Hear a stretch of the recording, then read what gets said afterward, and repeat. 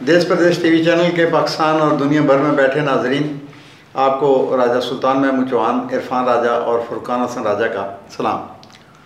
नाजरीन, आज मेरे जो खुसूसी मेहमान हैं राजा तारक नजमी साहब, चक राजगान से इनका ताल्लुक़ है, जो गुजर खान दौलताला रोड पे एक मरूफ गांव है। नेवी के रिटायर्ड ऑफिसर हैं, सोशल वर्कर भी हैं और चक राजगान जो में एक बहुत बड़ा काम कर रहे हैं। ये समाजी खिदमत के हवाले से ये ख़वातीन के लिए एक वोकेशनल सेंटर इन्होंने बनाया हुआ है, कंप्यूटर सेंटर भी चला रहे हैं, ब्यूटी पार्लर भी है और स्पोकन इंग्लिश के कोर्सेज़ भी करवा रहे हैं। और ये खराज तहसीन के मुस्तहिक होते हैं ऐसे लोग जो दूर दराज इलाकों में जहाँ की ज़िंदगी की सहूलियात बहुत कम होती हैं, वहाँ पर समाज की खिदमत का काम करते हैं। हम शहरों में बैठे हुए हैं, हम भी एक NGO चला रहे हैं, लेकिन हमारे पास सहूलियात हैं, शहर के मरकज़ में बैठे हुए हैं। तो ये एक दूर दराज इलाके में और मुल्का देहातों की बच्चियों के लिए ये वेलफेयर का काम कर रहे हैं। ये बहुत बड़ा काम है और ये खराज तहसीन के मुस्तहिक हैं।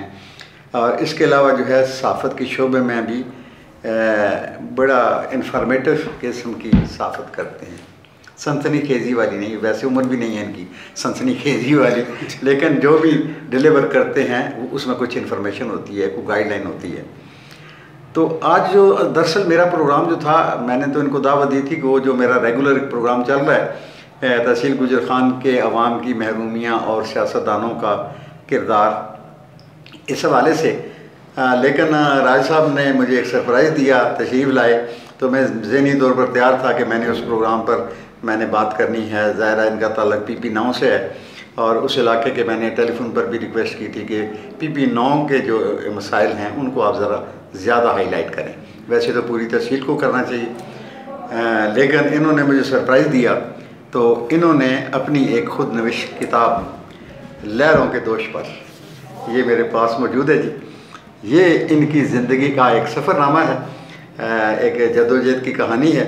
ये इन्होंने अनायत फरमाई है मुझे, इनकी बहुत बड़ी मेहरबानी है। और फिर हमने ये प्रोग्राम चेंज कर लिया अपना, कि ये जो हमारा वो था एक मुतफ़िका प्रोग्राम डिसाइडेड वो मसाइल के हवाले से, तो उसको हम मुअख्खर कर देते हैं इस नशिस्त से।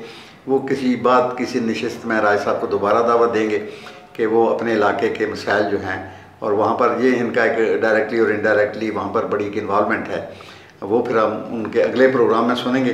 तो फिर हमने उसको चेंज कर दिया कि हम इनकी जो किताब है लहरों के दोष पर, इस पर हम गुफ्तगू करें कि ये सफ़र कैसे शुरू हुआ, ज़िंदगी का सफ़र कैसे शुरू हुआ और इस किताब को लिखने का क्या मतलब ये है कि इसके पीछे क्या कहानी है। तो ज़िंदगी के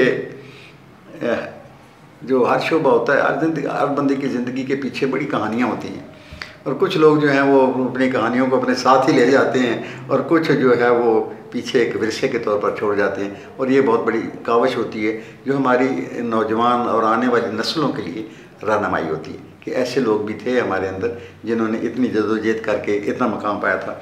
तो राज साहब, आपको बहुत शुक्रिया, आपने टाइम निकाला और मुझे सरप्राइज़ भी दिया। तो ये सरप्राइज़ मेरे लिए वो बहुत खूबसूरत सरप्राइज़ है कि आपने अपनी ज़िंदगी का एक सफ़रनामा मुझे अनायत फरमाया। तो मैं चाहता हूँ कि आप मेरे जो नाज़रीन हैं पाकिस्तान और दुनिया भर में बैठे हुए, वो आपसे जानना चाहेंगे कि ये सफ़र चक राजगान से शुरू हुआ, कब शुरू हुआ, इसकी कहानी क्या है। फिर आप एक आर्मी अफसर, नेवी अफसर रिटायर हुए हैं, उसके बाद फिर रिटायरमेंट की ज़िंदगी के बाद क्या मामलात आए, फिर ये किताब लिखने का आइडिया क्यों आया। तो ये मेरे नाज़रीन को जनाब बताइएगा। औज़ु बिल्लाहि मिनश्शैतानिर्रजीम, बिस्मिल्लाहिर्रहमानिर्रहीम। चौहान साहब, सबसे पहले तो मैं आपका और आपकी पूरी टीम, देश प्रदेश की पूरी टीम का शुक्रिया अदा करता हूँ कि इतने बड़े माशाल्लाह प्लेटफॉर्म से मुझे आज कुछ बोलने का मौका मिल रहा है। वैसे इससे पहले भी कई बार मैं आ चुका हूँ, लेकिन आज जिस मौजू पे हम बात कर रहे हैं वो हमारी ये किताब है लहरों के दोष पर। तो मैंने आज सबसे पहले चौहान साहब को ये अपनी तरफ से एक हदिया पेश किया है। मैंने कहा ये माशाल्लाह अहले इल्म अहले अदब बंदे हैं, तो ये माशाल्लाह इनको बहुत अच्छी लगी ये किताब। जहाँ तक इसके लिखने की बात है तो सबसे पहले मैं थोड़ा सा बैकग्राउंड पे जाऊँगा कि मैं पाकिस्तान नेवी में था कुछ अर्सा, लेकिन वो पाबंदियां शायद कबूल नहीं कर पाया, तो मर्चेंट नेवी में चला गया। मर्चेंट नेवी सब जानते होंगे कि एक प्राइवेट जो शिपिंग होती है उसमें, तो उसमें अल्हम्दुलिल्लाह मैंने बहुत ही प्रोग्रेस की, बहुत ही तरक्की की, और जल्द अज जल्द मैं आगे स्टेप बाय स्टेप आगे होता गया, और बिल आखिर मैं फर्स्ट इंजीनियर, जो कि एक किस्म का बहरी जहाज़ों का मालिक होता है, चीफ इंजीनियर, हमारे उस लैंग्वेज में उनको फर्स्ट इंजीनियर कहते हैं।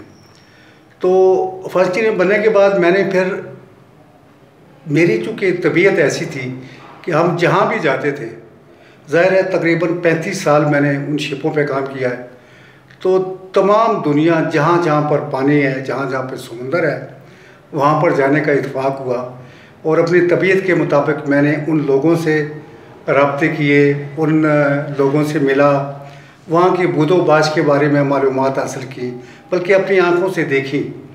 तो शुरू से ही जब मैं गया तो पहले दिन से ही मैंने कुछ लिखना शुरू कर दिया था, याददाश्त, कि आज मैंने क्या देखा है।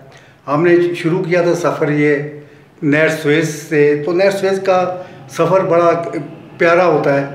तो एक कनवाई में शिप जाते हैं, एक मखसूस टाइम में उनको वो नहर पार करनी होती है, तो वो मैंने उसी दिन नोट कर लिया था कि आपने ये सफ़र कैसा गुजारा। उसके बाद जहाँ जहाँ भी जाने का इत्फाक हुआ, अफ्रीका के घने जंगलों और यूरोप की चकाचौंध रोशनी, जहाँ पर देखें ज़िंदगी बहुत तेज़ी से रवां दवा है, वहाँ पर। इसके अलावा ऐसी ऐसी जगह भी देखी है, कंबोडिया वगैरह, जहाँ पर जो जंग के बाद के असरात अभी भी मौजूद हैं। जापान, जहाँ पर अभी तक वो एटम बम जहाँ पे गिरे थे, हिरोशिमा नागासाकी, उसकी बाक़ियात बाकी है, और जो असरात है उस न्यूक्लियर बम के बाद जो है ना, वो अभी तक वहाँ पर देखे जा सकते हैं। हमने अपनी आंखों से देखे हैं वो, बल्कि पूरा मुशाहिदा किया है कि हमने वो क्या क्या देखा वहाँ पर, और अभी तक उस गैस के या उस धमाके के बाद के जो खंडरात हैं, उसके क्या मतलब वो नज़र आ रहे हैं वहाँ पर। जो एक तो खंडरात नज़र आ रहे हैं, दूसरा आबो हवा। अब देखें 43 में सर ये हुआ था, तो उसके बाद अभी तक वहाँ पर कोई झाड़ दरख्त आप नहीं देख सकते। अभी तक वो सूखे हुए झाड़ी नुमा चीज़ें हैं जिनके पत्ते हरे नहीं होते। अच्छा। कितना देखें, ये एक अलमिया है इंसानियत के लिए। बहरहाल ये एक अलग मौजू है। तो मैंने दुनिया भर को एक बार नहीं, 2 बार नहीं, 10 बार नहीं, कई बार अपने आँखों से मुशाहिदा किया, लोगों से मिला, और बहुत सी मालूमात। तो मेरी कोशिश थी कि मैं ये चीज़ें जब पाकिस्तान जाऊँगा, अल्लाह ताला ने मौका दिया, ज़िंदगी दी, तो मैं एक किताब की सूरत में अपने जो रीडर्स हैं, क़ारीन हैं, उनके सामने मैं पेश करूँगा। अल्हम्दुलिल्लाह मेरे दोस्तों, मेरे जो करीबी दोस्त थे, उनमें चौहान साहब भी शामिल हैं, इन्होंने हमेशा मेरी हौसला अफजाई की। तो मैं जब वहाँ से वापस आया पाकिस्तान, तो 2012 में वापस आया, तो यहाँ पर जब गुजर खान आके मैंने देखा कि कौन से लोग, चूँकि मेरा ज़हन फ़लाई था, तो मैंने कहा कौन से लोग जो है ना फ़लाई कामों में बहुत एक्टिव हैं। तो बिलीव मी कि सबसे पहले मेरी नज़र इन पे पड़ी। उसके बाद इनके ग्रुप में मैं शामिल भी हो गया, और इन्होंने पजीराई की मेरी, और ये जज्बा बढ़ता गया इनको देख के कि मुझे भी कुछ करना चाहिए। इनसे इजाज़त ली, और इजाज़त क्या मतलब, इनसे मशावरत करके फिर मैंने एक छोटा सा अदारा अपने गांव में भी खोला, और इनके फुट स्टेप्स पे, नक्शे कदम पे चलते चलते आज अल्हम्दुलिल्लाह हम बहुत काम कर रहे हैं वहाँ पे। तो फिर वापस आते हैं लहरों के दोष पर। तो मैंने तकरीबन 3 साल में ये किताब मुकम्मल की। घर वालों की सबसे बड़ी चीज़ होती है, घर वालों की जो है ना वो आपके साथ कैसी डील है। अल्हम्दुलिल्लाह मैं अपना टाइम जो है ना वो रखता था, रात का भी और दिन को भी। एक मखसूस टाइम था, 2 घंटे दिन को, 2-3 घंटे रात को। तो उसमें अल्हम्दुलिल्लाह मैंने ये 2 साल में ये कंप्लीट की। उसके बाद अगले मराइल होते हैं पब्लिकेशन के, और उसमें भी मेरे दोस्तों ने मेरे साथ बहुत कोऑपरेट किया, और मुझे वो गाइडलाइंस दी कि मुझे कैसे करना चाहिए। तो आज अल्हम्दुलिल्लाह ये 2 दिन पहले ही मेरे पास आया है ये अल्हम्दुलिल्लाह इसमें कुछ चीज़ें हैं, और अल्हम्दुलिल्लाह मेरे पास इतना मवाद है कि मैं अगर 5 किताबें भी और लिखूँ ना तो सब मवाद मेरे पास है, क्योंकि शिपिंग की लाइफ जो है ना, समुंदर की लाइफ, वो अननेचुरल होती है इंसान के लिए। वैसे तो वहाँ की जो मखलूक़ात होती है समुंदर के अंदर, सब जानते हैं, उनका एक अपना एक स्टाइल, लाइफ स्टाइल होता है, लेकिन इंसान के लिए नहीं है शिपिंग नहीं बल्कि समुद्री ज़िंदगी। तो वहाँ पर हमने जो टाइम गुजारा है, हर रोज़ हमारे लिए चैलेंजिंग होता था, और हर दिन जब निकलते थे तो ऊपर आसमान नज़र आता था और नीचे पानी, तो महीनों तक ये सिलसिला भी जारी रहता है। मतलब अननेचुरल लाइफ, इसलिए मैंने कहा है कि इंसान के लिए नहीं है वो समुंदर। अच्छा राज साहब, आपकी कथा कलामी हो रही है, आपने समुद्री सफ़र किया, और समुद्रों में तो हम तो बस यही सुनते आ रहे हैं कि वहाँ पर ये वो बहील मछलियाँ होती हैं और ये होता है वो होता है, वो ज़्यादा डेंजरस वही है, बड़ी जो मछली होती है, और जहाज़ उलट जाते हैं और ये होता है, और कोई इस किस्म के कोई ख़तरात या कोई ऐसा हादसा आपकी ज़िंदगी में पेश आया? जी बिल्कुल, कई बार ऐसा हुआ है जी। और जिन मछलियों की आप बात कर रहे हैं, देव हैकल किस्म की होती है, वेल्स उनको कहते हैं, ये छोटी कश्तियाँ जो होती हैं ना, उनको नुकसान पहुंचाती हैं। वो मतलब उनके जहन में शरारत होती है। अच्छा। तो वो कोई कश्ती उनके आगे चढ़ जाए तो उसको धक्का दे के उल्टा दिया, या उसके एक शुगल में शामिल है वो। अच्छा। बाकी शार्क जो है ना, वो इंसान दुश्मन है, वो जहाँ भी उनको मौका मिलता है वो काटती है, और मतलब वो टुकड़े काट के ले जाती हैं। उनके मुंह भी ऐसे होते हैं। मैंने अपनी इस किताब में उनकी जो खसूसियात, खसलतें हैं ना, वो मैंने मेंशन की है कि शार्क की क्या खसूसियत है या क्या खसलत है उसमें। ऐसे हर मछली के बारे में मैंने लिखा है उसमें। अच्छा, ये मछलियों के अलावा भी कोई वहाँ पर चीज़ें होती हैं? इसके अलावा देखें, एक अगर आप तो माशाल्लाह, मुझे पता है कि आपको भी गार्डनिंग से बड़ा शौक़ है, कुदरती जो मनाजर देखने में आते हैं सर। अच्छा। समुंदर के अंदर ज़ेरे पानी, ज़ेरे मतलब समुंदर। हाँ। तो पूरे बाग बगीचे आपको मैंने जिक्र भी किया है उनका। अच्छा। मैं तो एक दफ़ा दंग रह गया जब मैं गोता मार के नीचे गया, एक काम के लिए मैं गया था जहाज़ की तय में, तो वहाँ पर देखा तो कुदरत की जो ये माशाल्लाह एक इतनी बड़ी चीज़ें, और जो अनबिलीवेबल, इतना हुस्न, ऐसे लग रहा था किसी ने ये बूटे लगाए अंदर। अच्छा। समुंदर के अपने बूटे होते हैं, जो छोटी छोटी बूटियाँ, उसमें फूल भी खिलते हैं, कौंपलें भी निकलती हैं, सब कुछ होता है। एक पूरा एक निज़ाम है। अच्छा। जो नबातात का निज़ाम है ना हमारे यहाँ, बिल्कुल ये कुदरती तौर पर नीचे मौजूद है, और उसके अंदर मछलियाँ खेलती हैं, कोई इधर जा रही है, कोई रंग बिरंगी मछलियाँ। अच्छा। ये मंजर जो मैं बात कर रहा हूँ, ये ज़्यादातर इंडोनेशिया का वो जजीरे हैं 2, जावा और सुमात्रा। ठीक है। इनके इनके बीच में ऐसी चीज़ें जो ना बहुत ज़्यादा है, कुदरती बाग बगीचे, और उनके अंदर मछलियाँ खेलती हुई, हर कलर की मछलियाँ। अच्छा। जो आम तौर पे हम तस्वीरों में तो देख सकते हैं, वैसे मैंने तो एक्वेरियम में भी देखी हैं, लेकिन आम आदमी उनको नहीं देख पाता, लेकिन वो मौजूद हमने खुद अपनी आंखों से देखी हैं जी, और नीचे जाके देखी है और लुत्फ़अंदोज़ हुए हैं।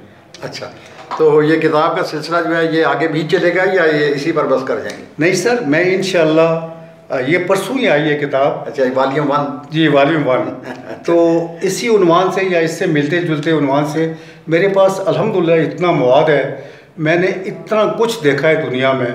35 साल सर कोई छोटा अरसा नहीं होता।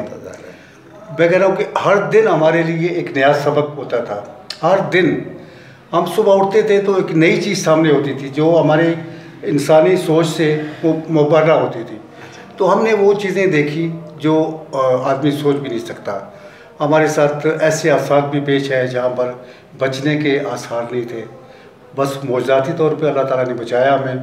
कई ऐसे हादसे हुए, कई दफ़ा तूफ़ान ऐसे आए।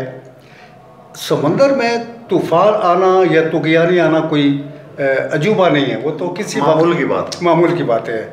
अच्छा खासा पुरसकून समंदर होगा, पता चला 1 घंटे के बाद वहाँ पे उसको तुग़यानी आ गई और आपको अपना आप संभालना पड़ रहा। तो कुछ दिन पहले मेरे एक दोस्त थे, बड़ा अच्छा एक वाक़या भी बयान किया था। मैं भी उसको चूँकि फेस कर चुका हूँ।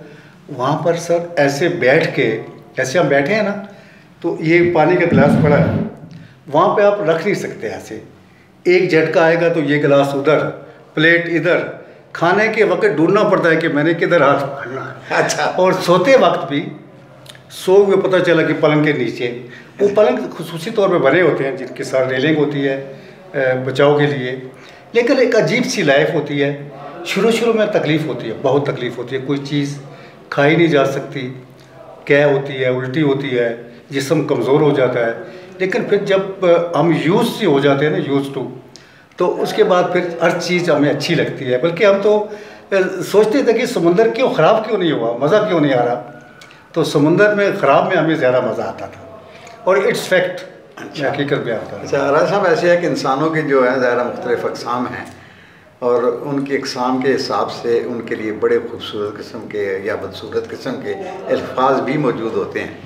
मेरे साथ अलमिया ये है कि मैं राजपूत कबीले का बंदा हूँ, अकल मेरी मोटी सी है, इतनी बारीकी में मैं जाता नहीं, बाज़ दफ़ा मैं ठा करके मार देता हूँ। मतलब वो ठीक होता है, मेरा कहने का मतलब ठीक होता है, मेरे अल्फाज ठीक नहीं होते। और फिर लोग बड़ा नाराज़ होते हैं जी कि आपने ये लफ्ज़ कैसे इस्तेमाल कर दिए, लफ्ज़ों का एहतियात से इस्तेमाल करें वगैरह वगैरह।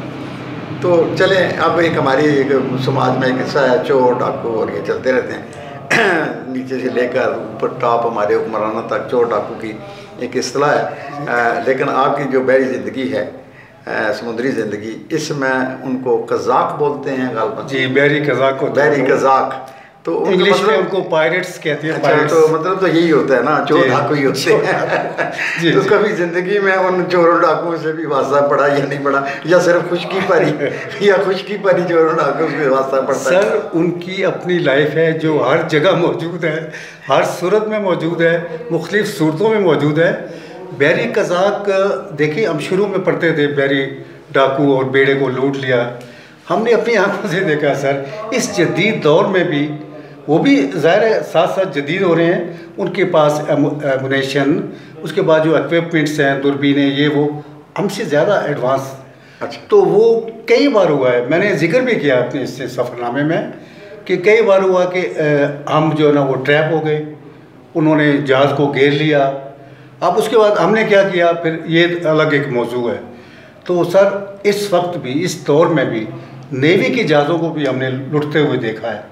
अब देखिए, नेवी के पास तो हर किस्म की फैसिलिटी होती है, उनके पास दूर से देखे वाली चीज़ें, और वैसे भी हमारे पास भी होती है, लेकिन इसके बावजूद अटैक हो जाते हैं हम पर। अच्छा। और होते हैं, बिल्कुल होते हैं। और मुख्तलिफ बंदरगाहों पे हम जाते हैं जब, तो उसमें वो मुख्तलिफ सूरतों में डाकू आते हैं जहाज़ के अंदर। हालांकि जहाज़ पे पूरा वो एक सिक्योरिटी सिस्टम होता है, लेकिन उसको वो सबूताज करके अंदर से लूट के ले जाते हैं, कार्गो लूट के ले जाते हैं। अच्छा, तो ये मर्चेंट नेवी मतलब ये बिजनेस टाइप की चीज़ है, कार्गो टाइप? जी जी, ये इसी नेवी को इन्होंने कमर्शलाइज करके। अच्छा, ये पार्ट ऑफ पाकिस्तान नेवी है? नहीं, पार्ट ऑफ पाकिस्तान नेवी नहीं है। मतलब सिस्टम वही है, लेकिन इसमें प्राइवेट है, इसमें कोई कंपनी टाइप। जी, कंपनियां होती हैं जो कि पूरी दुनिया से माल जो है ना, सामान, कार्गो, ये मुख्तलिफ किस्म के, कुछ पैसेंजर्स इधर से उधर शिप होते हैं, कुछ कार्गो शिप्स होते हैं, कुछ कंटेनर शिप्स, कुछ कार कैरियर्स, इनकी कैटेगरीज हैं। ये आगे जो पैसेंजर शिप्स होती हैं, ये भी मर्चेंट नेवी का हिस्सा होते हैं? जी, मर्चेंट नेवी का हिस्सा होती है। अच्छा, जी जी। अच्छा। और मेरी खुशनसीबी है कि मैंने हर नौ के जहाज़ों पे काम किया है, और मैं अच्छी कामयाब ज़िंदगी गुजारी है उनमें। मेरी सारी ज़िंदगी जो है ना सर, मतलब बाहर की कंपनियों में और बहुत सी जगह पर मैं अकेला पाकिस्तानी भी रहा। तो अपने आप को सरवाइव करना, एक तो माहौल पता है ऐसे होते हैं आजकल, अल्हम्दुलिल्लाह अल्लाह ताला ने हर किस्म की जो बिदतें होती हैं ना सर, इससे बचा के रखा है। और हमने ज़्यादा फोकस किया है अपनी बुदोबाश, अपनी जो इनकम है उस पर करते रहे। और जो मुझे ज़ाती तौर पे शौक़ था कि मैं देखूं, करीब से हर चीज़ को देखूं, अल्लाह ताला की फजल करम से मैंने हर चीज़ को अपने करीब से देखा है। और बिल्कुल बहुत सी चीज़ें, जैसे मैंने अभी जिक्र किया था कि मौत को इतने करीब से देखा है कि आदमी सोच भी नहीं सकता। हमने सोच लिया था कि अब अगला मिनट जो ना हम इस दुनिया में नहीं होंगे, लेकिन अल्लाह ताला जब वो देखे, जब लहर आती है ना मदो जज़र की, एक होती है जहाज़ को उठा के उधर करती है, फिर साथ ही दूसरी आ जाती है, वो इधर कर देती है। दूसरे लफ्ज़ों में अल्लाह ताला ने भी एक निज़ाम जो तस्लीम किया है, सिक्योरिटी सिस्टम है, सेफ्टी सिस्टम एक ही नहीं है कि एक ही तरफ जा रहा है जहाज। तो अल्लाह ताला की फजल करम से हमें बहुत से मौके मिले। कई जगह हमने मिलिट्री के कार्गोज जो लोड किए उनमें धुआं निकला। मेरे इसमें तज़किरे हैं इस चीज़ों के कि बाज़ औक़ात जो है ना इतना हुआ कि अभी धमाका हो जाएगा और दम से पूरा जहाज़ उड़ जाएगा, और हम इसी इंतज़ार में थे कि अभी धमाका होने वाला है। लेकिन अल्लाह ताला ने फ़ौरन ही कोई ना कोई जनाब ऐसी गैबी इमदाद भेजी कि वो आग या बुझ गई या धुआं कम हो गया। तो ये चीज़ें मैंने मेंशन की हैं, आप पढ़ेंगे तो यकीनन ज़ाहिर है हम जो पाकिस्तान के लोग हैं, ज़ाहिर है हम तीसरी दुनिया के लोग हैं, माशी तौर पर भी हम बड़े बदहाल हैं, पाकिस्तान भी और अवाम भी सारे। तो हमारे जो लोग होते हैं जिनको इस किस्म के जब चांसेस मिलते हैं तो वो आगे पीछे हो जाते हैं। अक्सर मैं चीज़ें पढ़ता रहता हूँ कि पाक फ़ज़ाइया सॉरी PIA का वो जो फ़लाँ जो थी वो वेट्रेस वो कनेडा में स्लिप हो गई, फ़लाँ उनका ये स्लिप हो गया। तो अपने माश के लिए कि चलें यार मौका मिल रहा है, आगे पीछे हो जाओ, अपनी रोज़ी रोटी कमाओ। तो डेफिनेटली आपको पूरी दुनिया में घूमने का मौका मिला, तो आपने कभी नहीं सोचा था कि यार बड़ा अच्छा सवाल है जी, आगे पीछे हो जाऊँ। हकीकत ये है जी कि मैं इस जॉब में अपनी जॉब में इस कदर कमिटेड था। मुझे सैकड़ों चांसेस मिले जहाँ पर ना कोई पीछे देख रहा था मुझे, ना कोई आगे होटलों में ठहरे थे, वहाँ से कहीं भी जा सकते थे। कितने चांस मिले, मेरे दोस्त नाराज़ भी होते थे कि यार आपको चांस मिल रहा है। जैसे अमेरिका एक ख्वाबों का की सरजमीन है ना, लोग शुक्र करते हैं कि अमेरिका पहुंच जाए। हम वहाँ जाके भी जनाब यही कोशिश होती थी कि अपनी जॉब इससे वफा करें, और अल्हम्दुलिल्लाह इसमें इज़्ज़त हमारी बहुत ज़्यादा थी। ज़ाहिर है जी अमेरिका में हम जाएंगे तो वहाँ पे कोई लेबरिंग ही करनी पड़ती, लेकिन यहाँ पर मैं इंजीनियर था और टॉप का इंजीनियर था। मेरे नीचे जितने भी इंडियंस या फिलिपिनो या ब्रिटिश का भी मैं इंचार्ज था। मतलब देखिए इतनी इज़्ज़त की चीज़ हो और आप वेल टू डू, आपको सब कुछ मिले भी सही। हमें तनख्वाह डॉलरों में मिलती थी। अब अगर हिसाब करें उन डॉलरों के जैसे आजकल रेट्स हैं तो बंदा चरखी घूम जाता है कि इतने तनख्वाह आपको मिलती थी, और मिलती थी वाकई, डॉलर मिलते थे हमें। तो मैंने कभी नहीं सोचा कि मैं कहीं भाग जाऊं। मुझे चांस मिले लेकिन मैंने वो अवेल नहीं किए। मेरे हमारे गांव दुर्गी राजगान के एक कर्नल लियाकत साहब होते थे, वो उसमें थे एविएशन में, पाकिस्तान आर्मी का जो है सिस्टम। तो वो ज़्यादा हेलीकॉप्टरों और जहाज़ों वाले थे। तो जब एक ज़िया-उल हक के ज़माना था, गालिबन ज़हीरुल इस्लाम, मेजर जनरल ज़हीरुल इस्लाम बगावत केस हुआ था, उसके वो एक किरदार थे। तो फिर उसमें ज़ाहिर उनका जो भी होना था हो गया, और बंदा फिर अपने आप को महसूस करने लगा कि यार मैं तो यहाँ पर सेफ़ नहीं हूँ। वो बंदा डायरेक्ट अमेरिका चला गया। तो गया अमेरिका, तो वहाँ पर वही जॉब जो यहाँ पर पाकिस्तान में करता था, बड़ी कंफर्टेबल ज़िंदगी, एक नहीं फिर दूसरी बीवी भी कर ली, एंजॉय कर रहा है। तो लोग बंदे प्रोफेशनल हों, टेक्निकल हों, मौके हों, तो लोग अवेल करते हैं जी। जो अवेल नहीं करते वो मेरी तरह बड़े नालायक होते हैं। उनमें आप भी शामिल बिल्कुल सही बात है। तो राय साहब बड़ी अच्छी गुफ्तगू रही, बड़ी शार्ट से टाइम में आपकी किताब के हवाले से। तो नाजरीन ये जनाब राय साहब की किताब जिसने पढ़नी है इस शर्त पर कि वो मुझे वापस भी करेगा तो वो मुझसे ले सकता है, मेरे पास ये मौजूद है। तो बाकी ये मार्केट भी करेंगे, ये किताबों की दुकान इंशाल्लाह जी। किताब मैं मुश्ताक वालों से बात कर रहा हूँ। अच्छा, मुश्ताक टिपू जी, वो जो आप जी जी दौलतारा में बात होगी है मेरी। अच्छा, इसके अलावा मेरी इस बुक की माशाल्लाह अशात से पहले इतनी डिमांड है कि मेरी 500 किताब 50 बुक्स जा रही हैं इंडिया, वहाँ से डिमांड आई है। अच्छा, क्योंकि मैं वो चढ़ाता रहता था ना फेसबुक पे इसके कुछ इक़्तिसाबात। अच्छा, तो सबको पता है कि ये चीज़ जो है ना शाकार होगी। अच्छा, तो 50 बुक्स मुझे इंडिया भेजनी है। यूके में आर्डर आया यूके से। अच्छा। तो मुझे अल्हम्दुलिल्लाह मार्केटिंग के लिए कोई मुश्किल नहीं होगी। अच्छा। तो मेरा जो इसका मैंने ये समझे कि डेडिकेट की हुई है एक ख़ास मकसद के लिए, वो भी फ्लाई में आता है। अगर इसमें से इनकम हुई तो मैं वहाँ पे खर्च करूँ, फ्लाई कामों में खर्च, फ्लाई कामों में। तो ये इसकी कोई बाकायदा जो है इसकी वो क्या कहते हैं रूनुमाई इंशाल्लाह अगले हफ्ते। अच्छा, यहीं पे गुजर खान में आप भी इस पे शामिल होंगे। अच्छा। बल्कि आप जो है ना सफ़े अव्वल में बैठे होंगे। अच्छा। तो हमने देखें चौहान साहब, हकीकतन मैं जब मैंने शुरू किए थी अपनी प्रैक्टिकल लाइफ, उस वक्त आप लोग बहुत जोबल पे थे, तो हमने बहुत सी चीज़ें आप लोगों से सीखी जो क्या कहते हैं कि आपको भी नहीं पता कि हम क्या आपसे चोरी कर रहे हैं। लेकिन देश प्रदेश में आपके बाद आने के बाद आपकी माशाल्लाह सलाहियतें चूँकि खुल के भी सामने आई, आप इंडिपेंडेंट हो गए, तो हमने लिखना पढ़ना जहाँ और लोगों से भी सीखा है, आपकी भी उस पर शख्सियत शामिल है, हम कभी नहीं भुला पाएंगे। और इंशाअल्लाह जी इसके बाद दूसरी बुक्स भी आ रही हैं बहुत जल्दी इंशाअल्लाह, क्योंकि शौक़ बढ़ गया मेरा लिखने का। नहीं ज़बरदस्त जी, अब मैं ये पढ़ूँगा।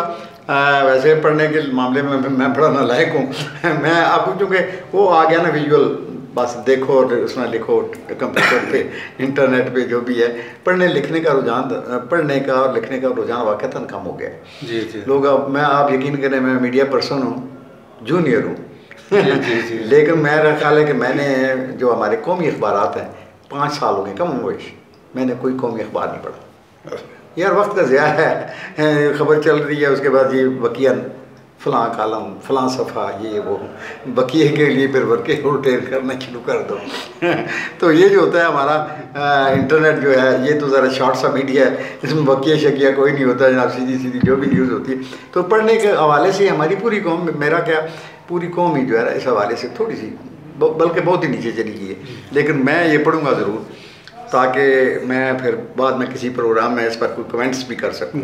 तो राज साहब बहुत शुक्रिया, आपने आज एक दफ़ा मैं ज़रूर करूंगा सर कि जब आप शुरू कर देंगे ना एक दफ़ा, तो जब तक आप आखिर तक नहीं जाएंगे इंशाल्लाह। मैंने वो ऐसा नक्शा ऐसे किया है स्टोरी को इंटरेस्ट बनाने के लिए, मैंने अपनी पूरी सलाहियतें इसमें डाली हैं कि एक वाक़या जब तक आदमी ख़त्म ना करे फिर कहता है कि यार अगले क्या वो भी ऐसा ही होगा।